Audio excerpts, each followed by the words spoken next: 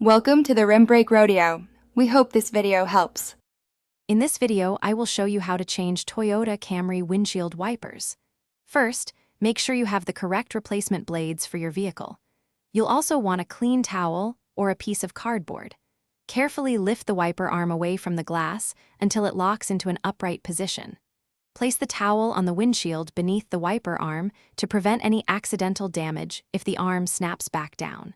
This simple preparation makes the process much smoother. Now, let's remove the old wiper blade. Look closely at where the blade connects to the wiper arm. You'll usually find a small tab or a release clip. Press this tab firmly and then slide the old blade down and off the J-hook or pin on the arm.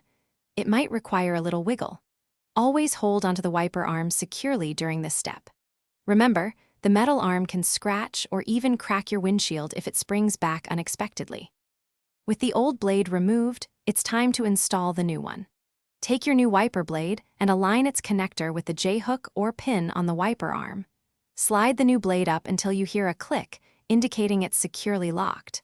Give it a gentle tug to confirm it's firmly attached. Once both new blades are installed, carefully lower each wiper arm back down onto the windshield. Repeat these steps for the other wiper blade. Finally, let's test your newly installed wiper blades. Turn on your vehicle and activate the windshield wipers using some washer fluid. Observe how they clear the water from the glass.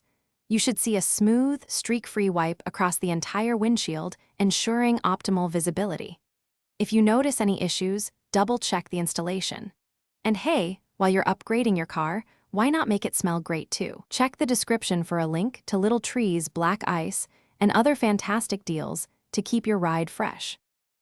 Thanks for watching. Consider subscribing if we helped you.